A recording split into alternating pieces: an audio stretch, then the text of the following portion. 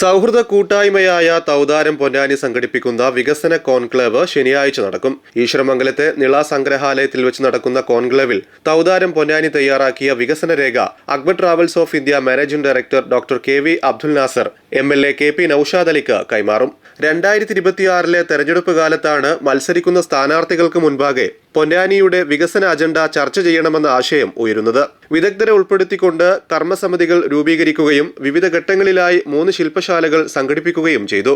ശില്പശാലകളിൽ ഉയർന്നുവന്ന അഭിപ്രായ നിർദ്ദേശങ്ങൾ ഉൾപ്പെടുത്തിക്കൊണ്ട് 7 വികസന മേഖലകളിലായി 42 പ്രോജക്റ്റുകളാണ് കോൺക്ലേവിന്റെ ഭാഗമായി വികസന രേഖയിൽ ഉൾപ്പെടുത്തിയിട്ടുള്ളത്.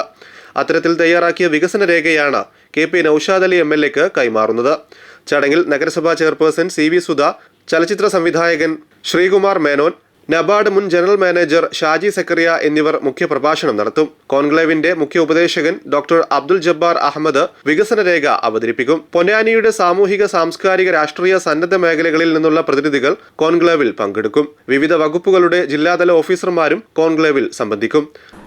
കഴിഞ്ഞ നിയമസഭാ കാലത്ത് പൊന്നാനിയിൽ നിന്ന് മത്സരിച്ച LDF UDF സ്ഥാനാർത്ഥികളെ ഒരുമിച്ചിരുത്തി പൊന്നാനിയുടെ വികസന സാധ്യതകളെ പറ്റി ജനകീയ പങ്കാളിത്തത്തോടൊരു ചർച്ച നടത്താൻ തൗദാരം പൊന്നാനി അന്ന് തീരുമാനിച്ചിരുന്നു. അന്നത്തെ തിരഞ്ഞെടുപ്പ് ചൂടും സ്ഥാനാർത്ഥികളുടെ തിരക്കും കാരണം ആ പരിപാടി തൗദാരത്തിൽ നടത്താൻ കഴിഞ്ഞില്ല.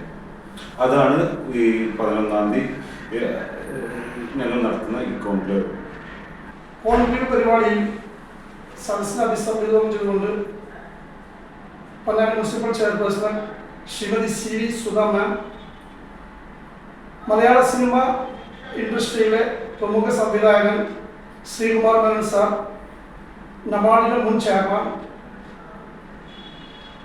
ഷാജി സക്കറിയ, തുടർന്ന് കോൺക്ലേവിൽ ഈ പരിപാടിയുടെ മുഖ്യ ഉപദേശകൻ ഡോക്ടർ അബ്ദുൽ ജബ്ബാർ അഹമ്മദ് എന്നിവർ ഈ വികസന രേഖയുമായി സദസ്സിനെ സംബോധന ചെയ്തതാണ്. വാർത്താ സമ്മേളനത്തിൽ UK Kabir, UT Shahul Hameed, UK Amanullah, Nooruddeen Koya എന്നിവർ പങ്കെടുത്തു.